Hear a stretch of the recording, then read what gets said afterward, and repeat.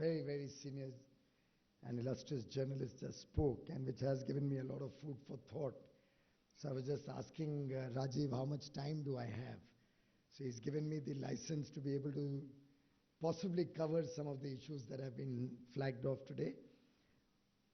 Thank you, Sir Tully, for your very interesting comments. Many of them, given your long years in India, I'm sure come from a lot of interactions with the political establishment, the business establishment, different segments of society, and very clearly you understand India better than I would think any other foreign correspondent or journalist ever has. Thank you, Mr. Nainan, for giving a very free and frank assessment of what you see as the challenges before Mr. Modi, some of which articulated by Rajiv, some of which probably left unsaid in his book. And congratulations, Rajiv, for this wonderful book. Very warm wishes to all of you on this very auspicious day, because this is, as we are gathered here today, the GST is just getting cleared in the Lok Sabha, and Mr. Jaitley is over there. So I'm really standing in for him, and I'm sure maybe a little bit of a disappointment, because I'm sure many of you came here hoping to hear Mr. Jaitley. But I do hope if it does get over, he's promised to try and come over and spend some time with all of you. But a very interesting book. I did not get much time to go through the entire book, but the little bit of issues that I was able to cull out of my cursory reading of this book and what Mr. Nainan and Sir Tully just spoke about clearly bring out that Rajiv has brought in his nearly 5 years of engagement with Mr. Modi to the fore. He's tried to do an assessment of what he felt Mr. Modi stands for, what he felt are the imperatives before Mr. Modi, the challenges and possibly the impediments also to his work. I'm glad that you spoke about his RSS upbringing, and you did try to articulate it as the hardcore nationalistic ideology. I myself come from the RSS. I've spent years and years in my association with the RSS, and to my mind, I have never, ever, and I'm not cloning Arnab, but clearly I've never, ever had to deal with any hardcore nationalistic ideology. The RSS has inculcated in all of us a very deep sense of patriotism. We are all nationalists. There can be no two doubts about it, as I'm sure is each one of the persons in this room here today. But at the same time, it's an organization which is more focused to reaching out to the different segments of society, particularly those who are in distress, those who need help. It's an organization which is, and very openly and clearly saying that yes, they are there to protect the interests of the basic Indian, the communities that India has had for years and years, but not to the exclusion of anybody else. It's not as if the RSS has ever told any of us that we have to either like or dislike any other community or any other a person who practices any other religion. I think we recognize, and the organization very clearly recognizes, it's all schools of thoughts that are a part of India, that's that inclusive India that we always talk of. And when you mentioned, sir, about Muslims should feel wanted, not only safe in the country, I think that's the exact antithesis to what the RSS is trying to propagate. What they are trying to say is that Muslims should be as much a part of India. And there is no question of either feeling wanted or safe. They are India. They are as much a part of India as Rajiv is, or I am, or anybody else is. And there is no question, there is no need for anybody to get into a ghetto psychology.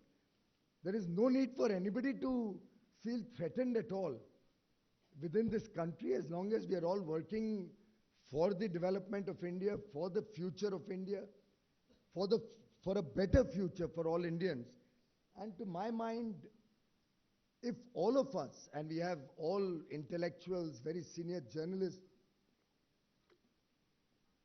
assembled here today, if we were all willing to, for a change, open their mind and look at the RSS without any preconceived notions, possibly this feeling that will Modi ji be able to get out of the RSS stereotype as is understood by some people would possibly never arise.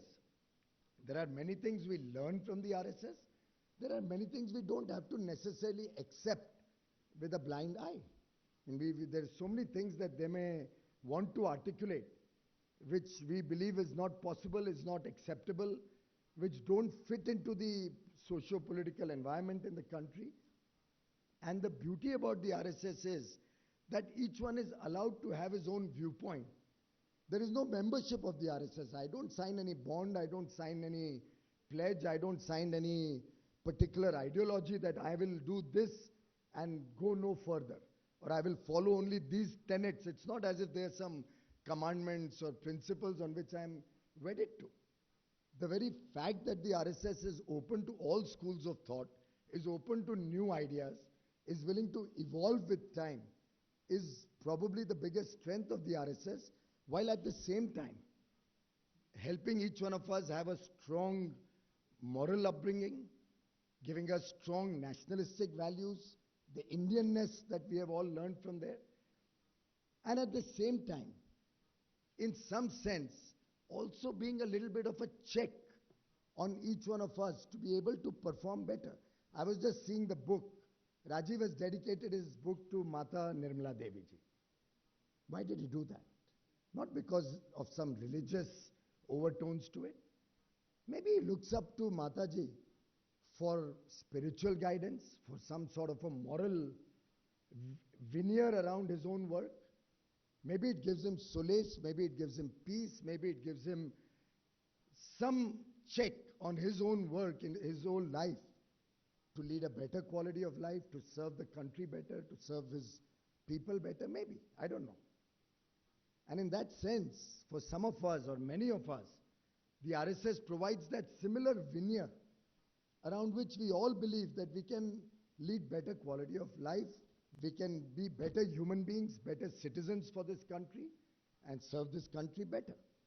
And within that, Prime Minister Modi, all through his life, from his humble beginnings, trying to etch out a living, maybe selling tea, to his days as an RSS Pracharak. An RSS Pracharak is somebody who decides to devote his full life in the service of the motherland, to his years when he was taken into the Bharatiya Janata Party, worked in the organizational structure of the party, to that fateful day when he was asked to go as Chief Minister of Gujarat, much to his own surprise, to the day when, despite not being from the traditional Delhi circuit, being brought to Delhi, elected by the people of India with a thumping majority,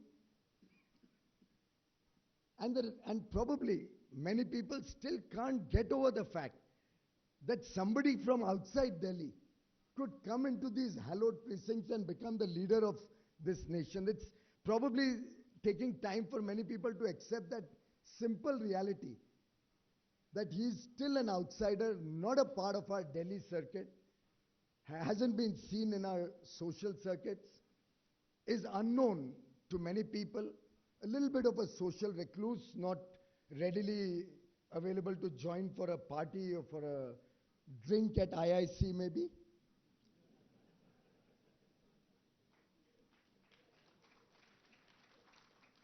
And I do wish, just like Rajiv has given an open mind to this subject, I do wish more people would be willing to give him a chance, give this entire issue of a RSS upbringing holding him back.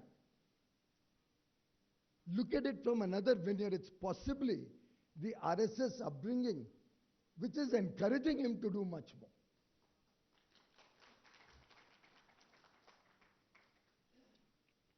Yesterday we were flying back from Telangana after a number of programs through the day. He spoke extensively on issues of social interest yesterday, which I'm sure many of you have heard or read about by now. And on the flight, he could jolly well have taken some time off, especially his last address at the BJP Workers' Convention in Hyderabad was one where he had got very emotional, and it was almost an hour and a half long. And anybody who's in public speaking, particularly when you're addressing thousands of people in a public platform and you're moving from one subject to the other, covering a very large gamut of work that you have done, of the unfinished agenda of the government, it certainly is a draining experience, an hour and a half in front of thousands of people. We drove back to the flight. We had just entered the flight. It hadn't even taken off. My senior colleague, Mr. Venkaiah Naidu, had in fact taken a little ill. He was down with high fever. And barely had we settled into our seats and we were told that the Prime Minister is calling you. We were Anant Kumarji, Venkaiah Naidu and me. And 2.5 hours, and it was bad weather, so the flight took longer, 2.5 hours. He was not interested in even 1 minute's rest. His only focus was to try and see what we can use these 2.5 hours to better effect, to furthering what each one of us is doing. I had fortunately, and I usually carry a lot of papers because I know if I get any chance, let me try and put in some new idea or get some piece of advice. So I had enough papers to ask my questions or flag off issues, and 2.5 hours. And I remember towards the end, about 20 minutes before we landed in Delhi, Anant Kumarji in fact said that why don't you rest for some time, we'll go to our seats. And he said, nahi, abhi to 20-25 minutes hi hai, to saath mein gappe, we keep having this conversation, another 20 minutes left. And that is that single-minded pursuit towards the interests of India, what you have also said towards national interest in your book, that drives the person. In fact, you have talked about change in the political system in India in your book.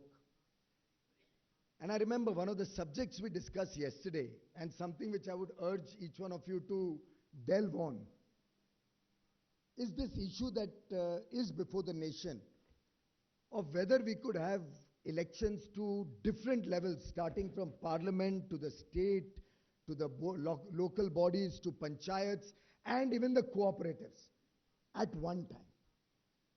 It's an area which keeps the entire government machinery, often in the center, very often in the states, in a state of perpetual election management.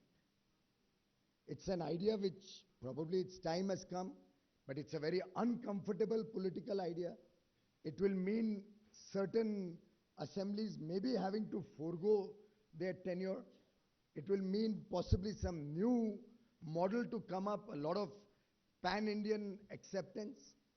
But, ladies and gentlemen, let me point out to you, the so-called polarizing leader that has been alleged about Mr. Modi is possibly the only leader or the leader of a government which for the first time in the history of India in a short span of 2 years was able to pass 4 very important and contentious legislations: GST, the Campa bill, the use of funds for afforestation, the land boundary dispute with Bangladesh, and the National Judicial Accountability Commission, NJAC.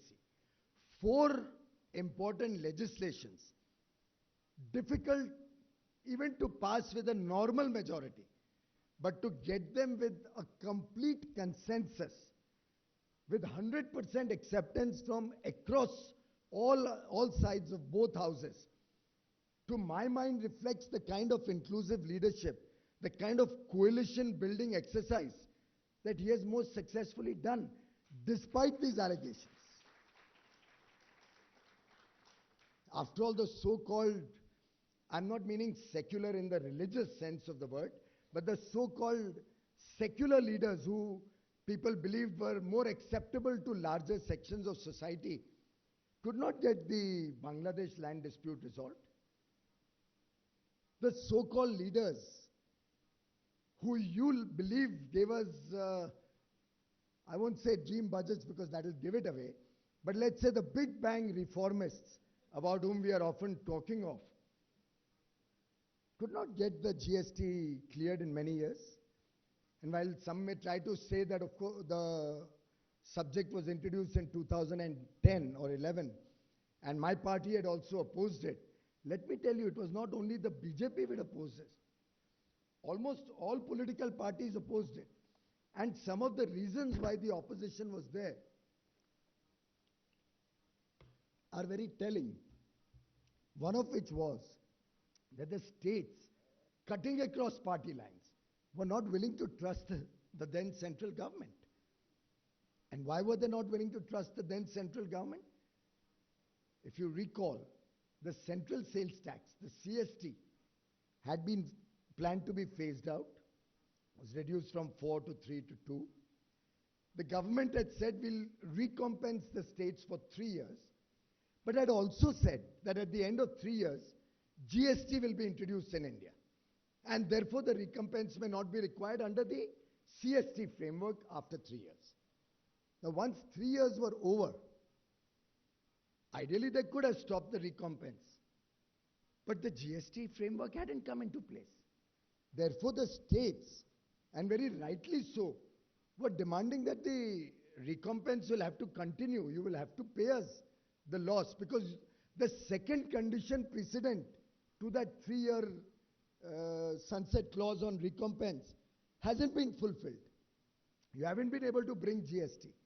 So please continue to compensate us, which was not done. And when Mr. Jaitley took charge of the department, the finance ministry, in his very first budget in July 2014, barely 2 months into government, he was quickly able to grasp that unless I earn the trust of the states, I will never be able to get them to support the GST. And from his very first budget in July 14, he started paying up the states' pending arrears, paying up for the CST compensation, earning the trust of the states. And it is that trust which to my mind has been one of the most defining features of this government. The fact that there is a leadership, here is a leadership which the people of India can trust, which the different political formulations which run different states can trust, even though we may sit on different ideologies, which the world at large can trust.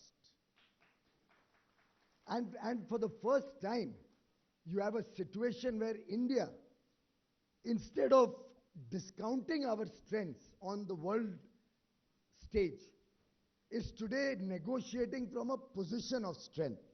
For the first time, we are recognizing the premium that is available for India. It could be considered because of the demographic dividend. It could be because of the fact that we have 1 billion plus aspiring Indians wanting a better quality of life, possibly the largest business or market opportunity that's available anywhere in the country, in the world.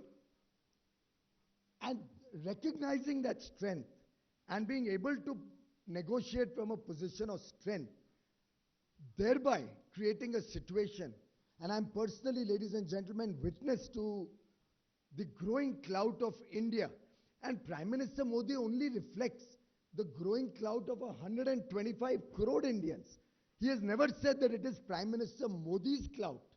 He has never tried to say that because I am Narendra Modi, the world is recognizing me or world is recognizing me as a world leader. It is India that is being recognized. He is that symbol of that recognition. And I was personally witness to that in Paris during the inaugural of the COP21. And ladies and gentlemen, we were there for exactly 24 hours. On the 29th of November 2015, Prime Minister Modi reached there at about 8 or 8:30 in the evening. He departed from Paris at about 7 the next evening. But those few hours in Paris, the entire focus was on India. We could not walk 20 steps in that entire conference hall without some leader or the other approaching him, some mission or the other approaching the ambassador for a bilateral. A number of unexpected bilaterals had to be added during the course of the day. France, who was the host country, President Hollande had his last bilateral just before the inaugural with Prime Minister Modi and his team. We were to meet President Obama at 4 o'clock in the afternoon. Prime Minister Abe-san was to come to India soon thereafter and sought a short bilateral. And the only time that could be adjusted or accommodated was at about 3:45. So it was decided that that'll happen at 3:45, and President Obama and Prime Minister Modi will meet at 4:15. The earlier engagement with Japan took a little longer. And in this case, as many of you would be aware, usually the leader stays in a holding room and would only come out when both leaders are there and able and available to start the discussions. In this case, at 4:15, First Secretary Kerry, then President Obama, came out. And for half an hour, they were trying to woo first me because they assumed that I would be the person involved in the negotiations. I said, excuse me, I'm going back to India. It's Prakash Javadekar who's going to do the negotiations. And believe me, for half an hour, you had the two tall leaders, and tall I mean literally also and even in terms of their stature, literally having Prakash Javadekar and me on both sides and trying to influence us or implode us to play the leadership role that India finally did. And the very fact that even before the final agreement was settled, President Obama called up Prime Minister Modi to thank him and compliment him for the leadership that India showed in finalizing a framework. And India was able to get every one of our agendas into the Paris framework. And the most important to my mind, apart from the fact that we've talked of common but differentiated responsibilities, we've talked about the Indian development imperative, the fact that we need some climate space to be able to serve the poor of India. But to my mind, the biggest achievement in the Paris negotiations was the fact that we were able to bring into the agreement the concept of sustainable lifestyles, something which India is very proud of. Traditionally and historically, India has always believed in a caring manner for nature. We have respected the environment for centuries before us.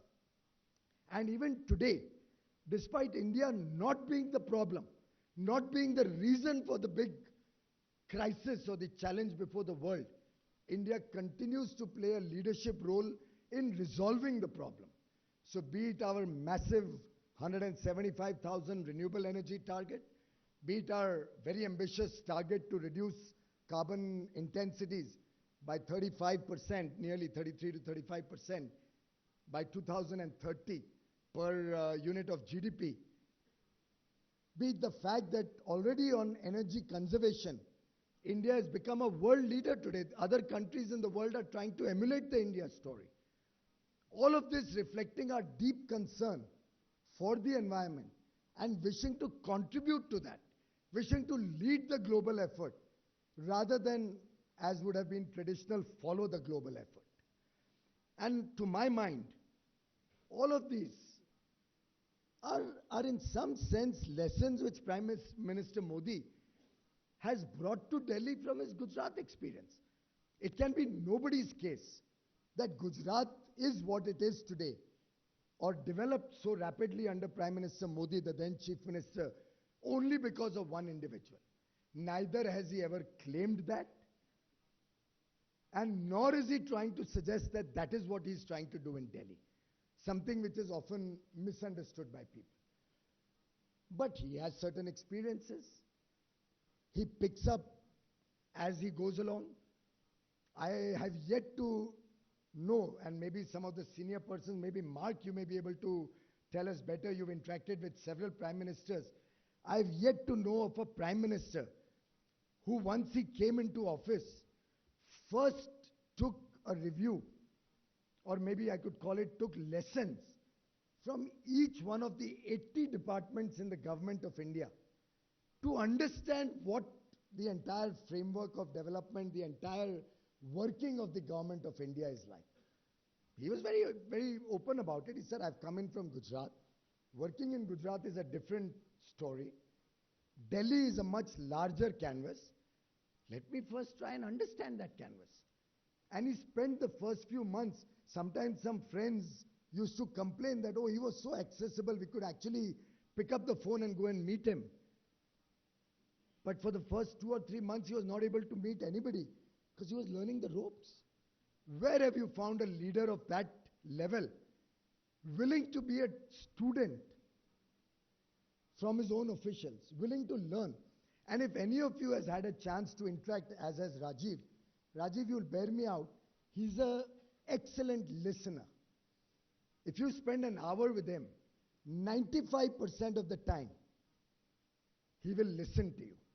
He will absorb what you are saying. You may find an occasional interjection to clarify something which he needs a deeper delve into. He may ask 1 or 2 probing questions. At the end, he may try to summarize what he has understood to make sure that both are on the same page. So that his takeaways from that interaction help him in his work going forward. And the best part that I have experienced in my own working for 2.25 years with him is that he remembers very well.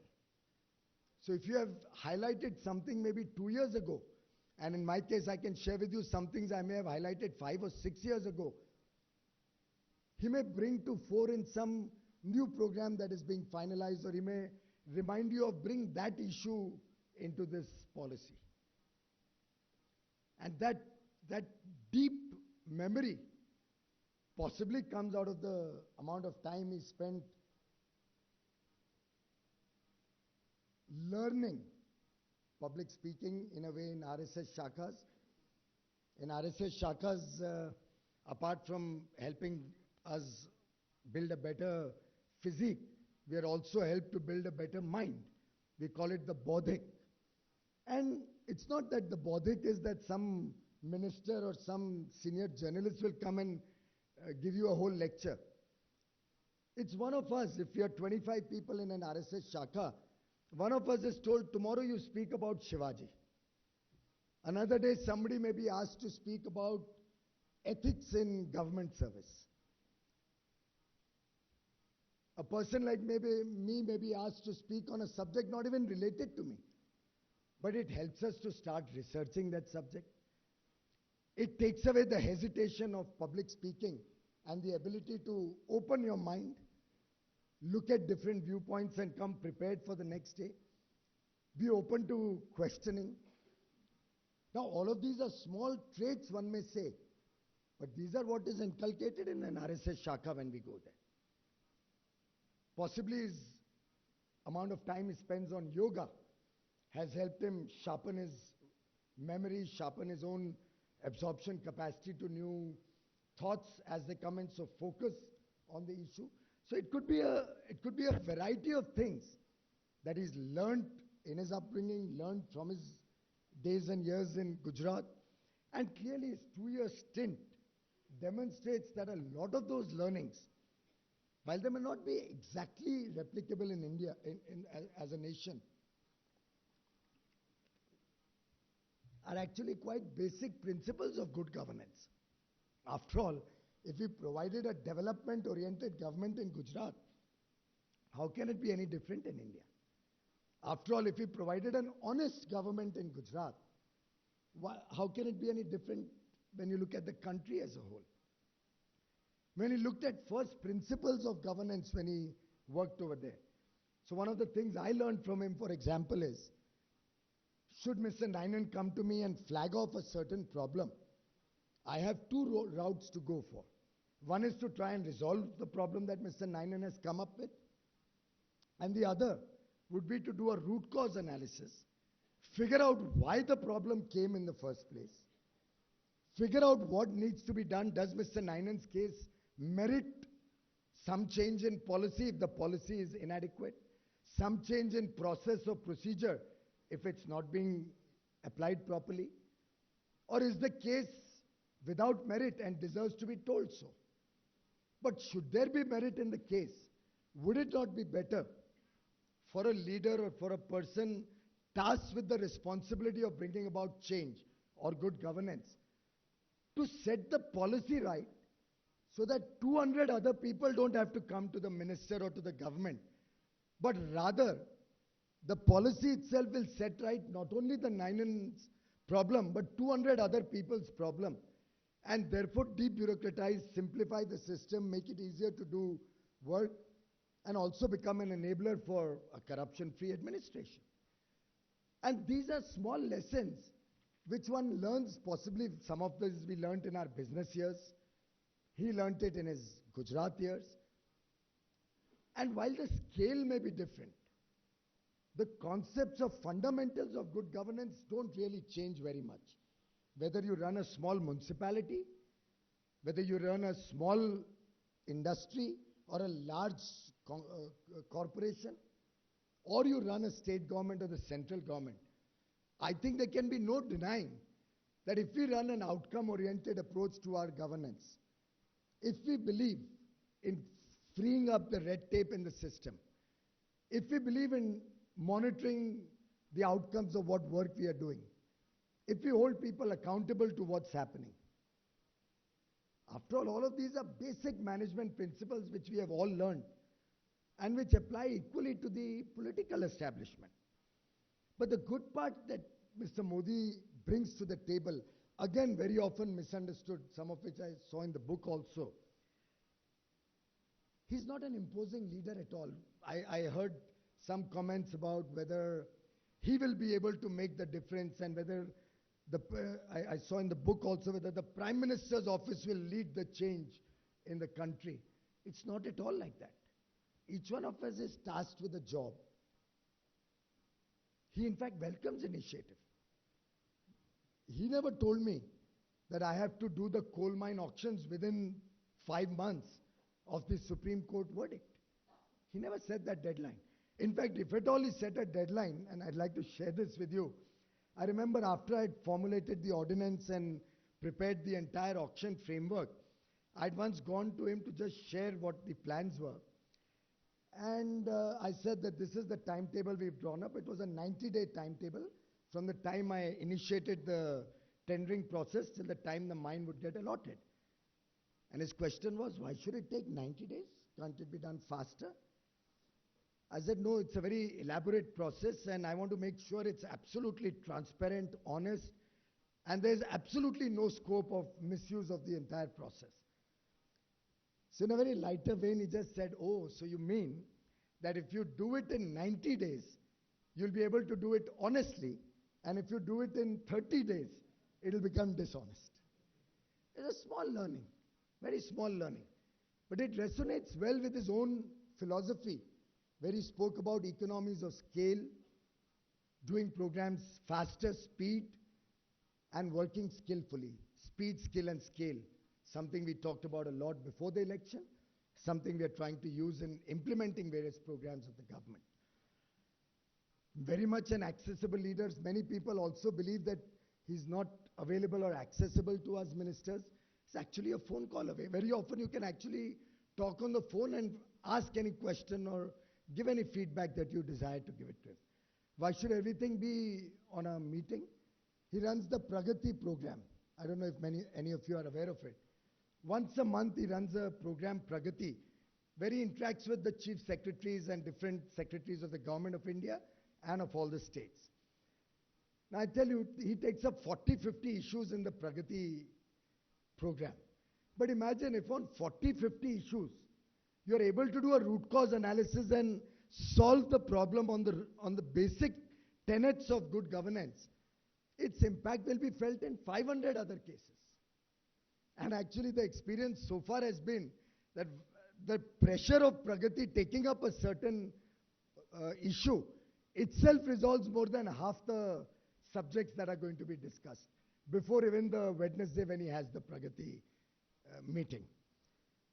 What I'm only trying to highlight is that this style of working, whether he's learnt it from Gujarat, whether it's a part of his own early years in life, his formative years, this style is very inclusive. It takes all of us into confidence. It tolerates mistakes. In fact, it's very intolerant of a lack of initiative or a laissez-faire attitude.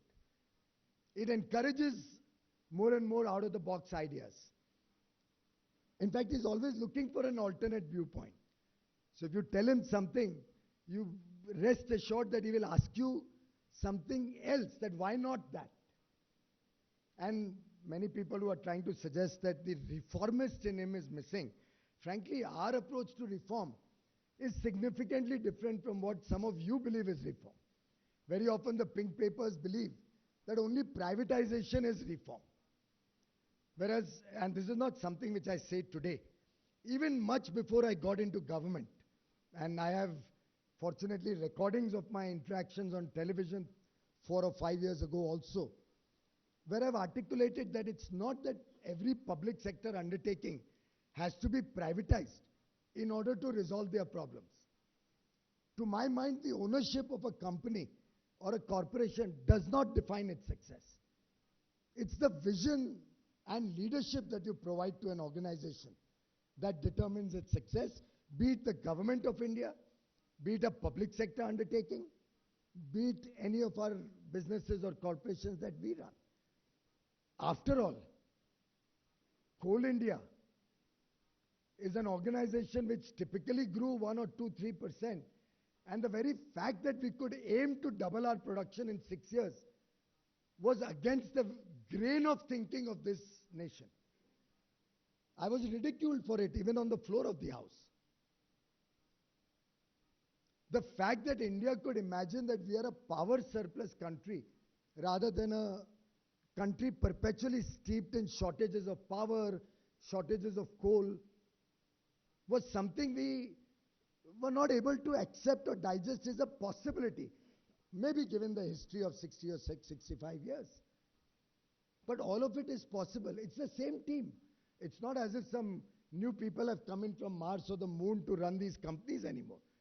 In fact, my own involvement would barely be a few review meetings. But the very fact that you empower them, the very fact that you encourage them to work honestly, the very fact that you debottleneck environmental clearances, land. I heard the question about incremental versus big bang change. To my mind, if this country has become power surplus and coal surplus, an issue which used to grapple all of us more than any other issue, I would think that itself is a big bang change. If that is not big bang, then what is the big bang you're looking for? If GST getting passed today in the Lok Sabha, the constitutional amendment bill, is not a big bang change, then what is? The fact that despite 2 bad monsoons, India's macroeconomic stability and all indicators would only get better year upon year, to my mind is big bang. One can stereotype a big bang versus a small, and each one of us, just like we have our own idea of India, can have our own idea of a big bang change. But for us, the big bang change will be when the poor person gets electricity in his home. Can you imagine 60 million homes, nearly 1/5 of India, deprived of a basic amenity like electricity? Almost 6.5 decades after independence, now 7 decades. That's a colossal big bang change that we are trying to accomplish earlier by 2022, now hoping to do it by 2019. If that is not big bang, what is? Land reforms you mentioned about. My problem is not any new law. I don't think we need any new law. Country has enough laws. It's time to untangle some of the laws. In fact, more people approach me as the Minister of Power and Coal to take their land rather than not take their land. So we don't need any new law, ladies and gentlemen. I am approached perpetually, and members of parliament, colleague ministers, bring delegations to me of villagers asking that their land be taken over by the government for its developmental needs. People are coming to me, take our land and set up a power plant. That will give us jobs, that will give us indirect employment, that will help the economy of our region prosper. So I think the stereotypes is in our thinking. We also need to reassess whether what we are thinking or assuming is good or bad can have a third dimension. Administrative reforms. Now it's an area where, as Rajiv has rightly pointed out in his book, a lot more political and social capital will have to be invested in bringing in administrative reforms in the country. Just like the electoral reform I mentioned, we also need to see if we can bring about change in the bureaucracy, in the thinking of bureaucracy, the way it works. We were the other day discussing a very small change, but it has far-reaching implications. Now, the current process of selecting a person in public sector undertakings entails the selection by the Public Services Enterprises Board. So one day it is selecting a director HR of a coal company, the another day an executive director of a power company, the third day an iron ore mining company, NMDC, a fourth day an aluminium company, HR, finance, technical, all sorts of different disciplines. And in one day, it may have 4 different disciplines it is trying to select. Now just suppose we would bunch them together and say, okay, the PSB is now going to select a panel of 10 persons who would become eminently suitable for HR positions in different PSUs. One can categorize the large Maharatnas, Navratnas, smaller companies, give rankings to the various people, and determine who's suitable for what. That way we can get 2 eminent persons to come in for the selection, maybe 2 HR experts, and help us select better. Now you may say it's a very incremental small change. To my mind, to get the best out of the public sector undertakings, this will have very far-reaching implications. In fact, the banking bureau, the banks bureau that has just been formed under Mr. Vinod Rai, the entire concept is that we have a better selection process for bank chairmen, bank managing directors, and improve the entire process. You give good leadership to an organization, you'll reap better results. And these are the kind of changes that this government has tried to focus on. I think the polarizing figure that Prime Minister Modi is often made out to be is more the baggage of the past, is more often than not sensationalizing issues which do not deserve the kind of sensational coverage that we find. In fact, yesterday we were discussing this issue, and I was sharing with Prime Minister my own remembrance of the attack on the World Trade Towers in New York. Ladies and gentlemen, if you look back on that fateful day when America faced its worst terrorist attack, till the first plane attacked the World Trade Center, we had visuals, we had television covering it. The moment the second plane attacked the World Trade Center, and for those of you who recall that afternoon, it was about 3, 4 in the afternoon. I remember because I was with the then Finance Minister Yashwant Sinha in Sahyadri Guest House in Mumbai, and his own daughter-in-law was in Manhattan. So we were concerned and we were watching television. And after the second plane hit the World Trade Center, within 2 or 3 minutes of that, every screen in America and across the world blanked out any further visuals of that whole incident. And from that day till today, there is only one picture, that one half tower, some rubble, not a single dead body. Has anybody seen a visual? I'm told there were more than 5,000 people who lost their lives in that dastardly attack. Did any of you see a single picture which blows your head head away in terms of the sheer madness that happened that day. And here, we would break our heads trying to somehow bring out every unfortunate aspect of such a dastardly incident, repeatedly show it, repeatedly try and break the morale of the security forces. In fact, damage the effort in Mumbai to save my city from where I come from by even reporting the actions of the army men trying to save lives in Taj Hotel or the Irish synagogue where the attack took place.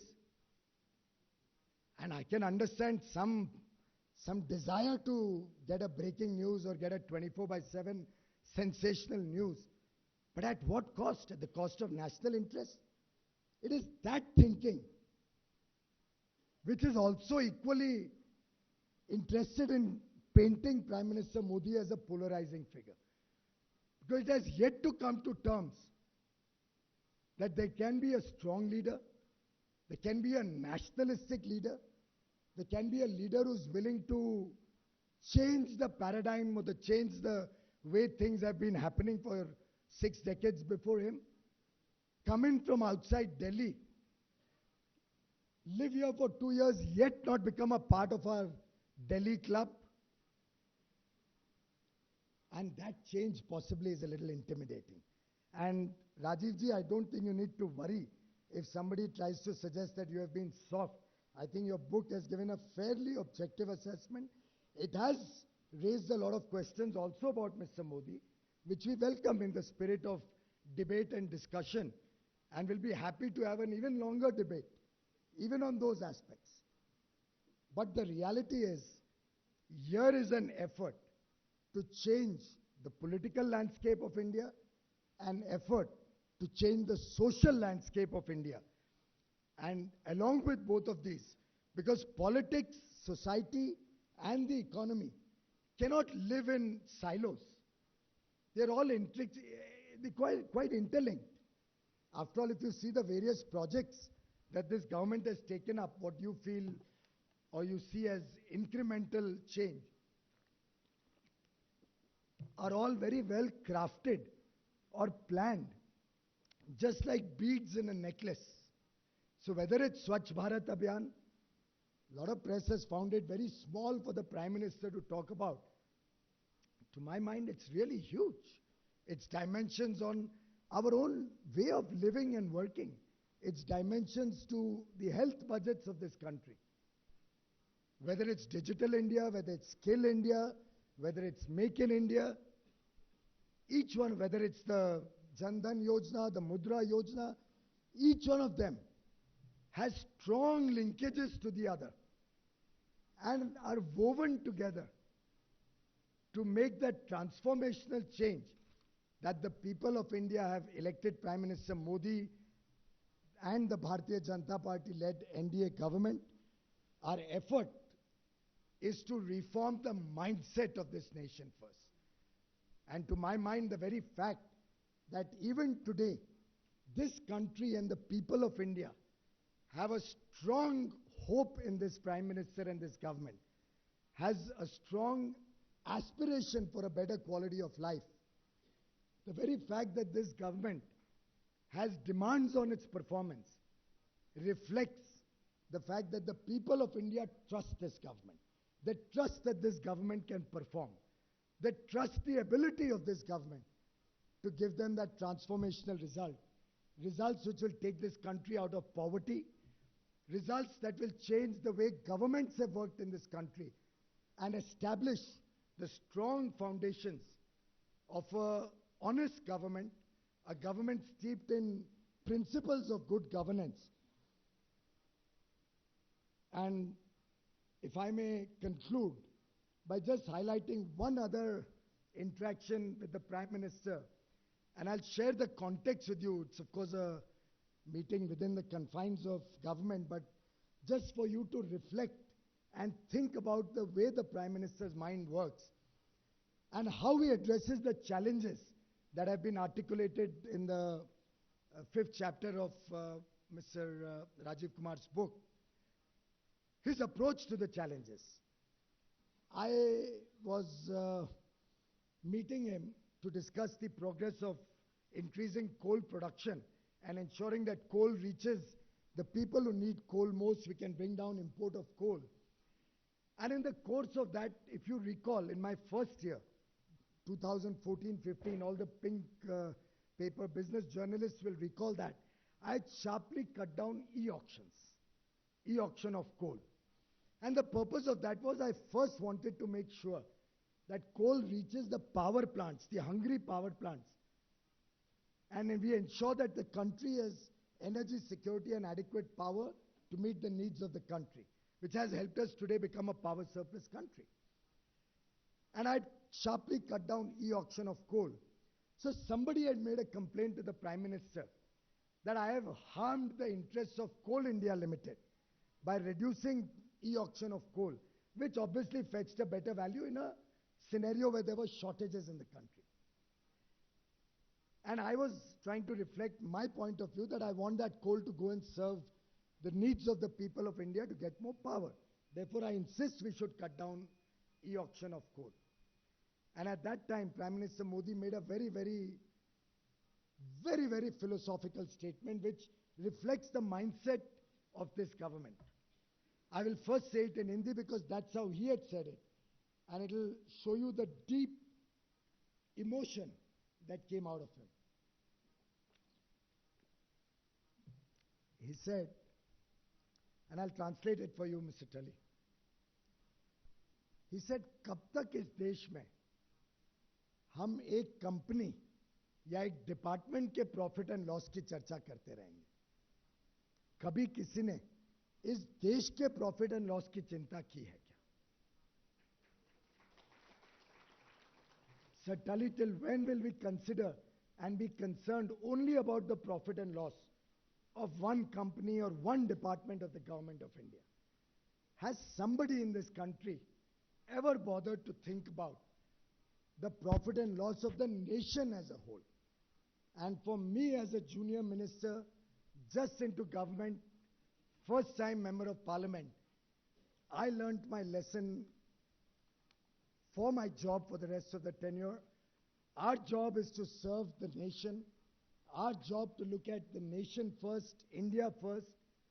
Our job is to make sure that the fruits of development don't remain a mere mirage, but go to every individual in the country, taking along 125 crore Indians in this journey of progress, taking them along, benefiting each one of them, and ensuring that what we leave behind in the sands of time are a strong foundation for a great nation destined to be a superpower in the comity of nations in the world. Thank you.